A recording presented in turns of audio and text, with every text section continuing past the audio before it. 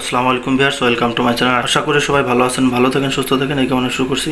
নতুন pay scale কার্যকর হলে বেতন বাড়বে যে হারে। সংবাদটি প্রকাশ পেয়েছে বুধবার 1 অক্টোবর 2025 1728 ঘটিকায়। বর্তমান সরকারের মেয়াদেই সরকারি কর্মকর্তা কর্মচারীদের নতুন পে স্কেল গেজেটের মাধ্যমে বাস্তবায়ন করা হবে। চলতি অর্থবছরে সংশোধিত বাজেটেই এ খাতে তহবিল বরাদ্দ রাখা হবে বলে জানিয়েছেন অর্থ উপদেষ্টা ডক্টর সালেহউদ্দিন আহমেদ।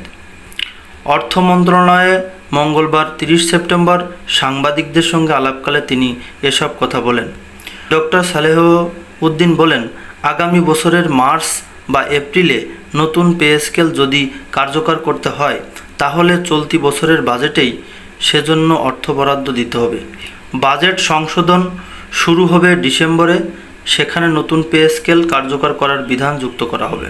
সরকারি কর্মচারীদের জন্য নতুন বেতন কাঠামো নির্ধারণ করতে গত 24 জুলাই একটি পে কমিশন গঠন করা হয়। কমিশনের চেয়ারম্যান সাবেক অর্থ সচিব জাকির আহমেদ খান সম্প্রতি বলেছেন, ডিসেম্বরের মধ্যেই তারা সরকারের কাছে নিজেদের সুপারিশগুলো জমা দেবেন। এদিকে পে স্কেল কেমন হবে সেই কাঠামো সেটিও নিয়ে পর্যালোচনা করা হচ্ছে। জাতীয় বেতন কমিশন ইতিমধ্যে কাজ শুরু করেছে। কর্মচারীর পরিবারের সদস্য 6 জন ধরে আর্থিক ব্যয় হিসাব করতে বলা হয়েছে। বেতন ভাতা অন্যান্য সুবিধা পর্যালোচনা করে সরকারের কাছে সুপারিশ দেবে এ কমিশন। কমিশনের একজন সদস্য বলেন, নতুন পে স্কেলের সর্বোচ্চ ও সর্বনিম্ন গ্রেডের বিষয়ে এখনও কোনো সিদ্ধান্ত চূড়ান্ত হয়নি। এছাড়া বিদ্যমান পে স্কেলের তুলনায় গড়ে কী হারে বাড়ানো হবে সেটাও চূড়ান্ত নয়।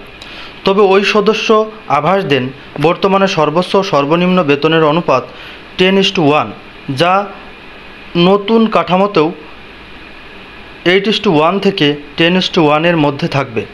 প্রতিবেশী দেশগুলোতেও এ ধরনের অনুপাত প্রচলিত।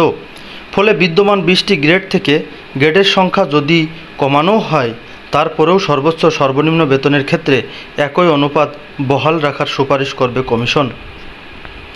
জানা গেছে, কমিশন চিকিৎসা ও শিক্ষা ভাতা বাড়ানোর প্রাথমিক সিদ্ধান্ত নিয়েছে। বর্তমানে একজন কর্মচারী চাকরির শুরু থেকে অবসর পর্যন্ত মাসে 1500 টাকা চিকিৎসা ভাতা পান। কমিশন এ ভাতা বাড়ানোর পাশাপাশি অবসরোত্তর সময়ের জন্যও বাড়তি সুবিধা রাখার পরিকল্পনা করছে। সন্তানদের শিক্ষা ভাতাও বাড়ানোর সুপারিশ থাকবে। তো ভিউয়ার্স, এই ছিল নিউজ 24-এর একটি সংবাদ বার্তা। এই সংবাদ বার্তা সম্পর্কে যদি আপনাদের কোনো মতামত থেকে থাকে তাহলে অবশ্যই কমেন্টে জানাবেন। ধন্যবাদ সবাইকে।